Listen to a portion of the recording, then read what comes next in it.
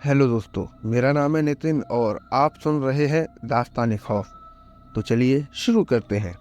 कहते हैं एक मजाक जिंदगी भर के लिए गम बन जाता है किसी के लिए। कुछ ऐसा हुआ आज की हमारी इस कहानी में।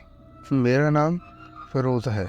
ये कहानी मेरे साथ घटी एक बहुत दर्दनाक कहानी है। आजमगढ़ के पास एक छोटे से गांव में मैं रहा करता था। ये कहानी साल 2001 की है। मुझे बहुत अच्छी तरह से याद है। गर्मियों का मौसम था उस समय।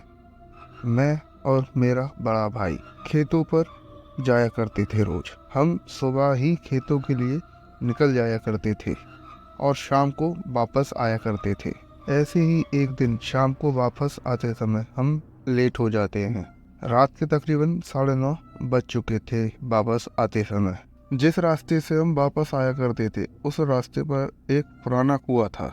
मैं उस दिन थोड़ा मजाक के मूड में था, तो मैंने अपने बड़े भाई से ये बोल दिया कि भैया वहाँ पर देखिए कोई बैठा हुआ है। भैया को इन चीज़ों से डर नहीं लगता था। वो कहते हैं अबे वहाँ पर कुछ भी नहीं है, चल मैं दिखाता हूँ तेरे को। तो वहाँ चले जाते हैं। बस इसी मजाक की वजह से इस कहानी का जन्म हुआ। नहीं तो अगर मैं ये मजाक नहीं करता तो मैं आपको ये कहानी कभी नहीं बताता, क्योंकि ये घटना मेरे साथ कभी होती ही नहीं। मेरा इतना कहने पर भैया उस कुएं के पास से जाते हैं। मैं वहीं खड़ा होकर अपने थैले में से बोतल निकाल पानी पीने लगता हूँ। तभी मुझे अचानक किसी की गिरने की आवाज़ आती है। मैं देखता हूँ तो सामने भैया नहीं होते और मैं भाग कर जाता हूँ तो देखता हूँ कि भैया कुएं के अंदर हैं और उनका सर एक पत्थर में लगा है और उनके खून निकल रहा है। मैं भागता हुआ घर की तरफ जाता हूँ। घर से पापा वगैरह को बुला के लाता हूँ। गांव से कई लोग आते हैं और भैया को बाहर निकाल, लेकिन तब तक भैया इस दुनिया को छोड़कर जा चुके थे। पापा पूछते हैं आखिर ये हुआ कैसे। मैं थोड़ा डरते हुए पापा को सब कुछ सच बता देता हूँ।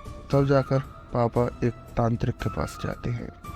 वो तांत्रिक बताता है तुम्हारे बेटे की जान किसी चुड़ैल ने ली है जो उस कुएं में रहती है, क्योंकि तुम्हारे छोटे बेटे ने बोला था वहाँ पर कोई है। तुम्हारा बड़ा बेटा वहाँ उसे देखने गया था। बस इतनी ही थी ये कहानी। तो कैसी लगी आपको इनकी ये कहानी कमेंट सेक्शन में ज़रूर बताना। मिलते हैं एक और नई कहानी के साथ। तब तक अपना और अपनों का ध्यान रखें। धन्यवाद।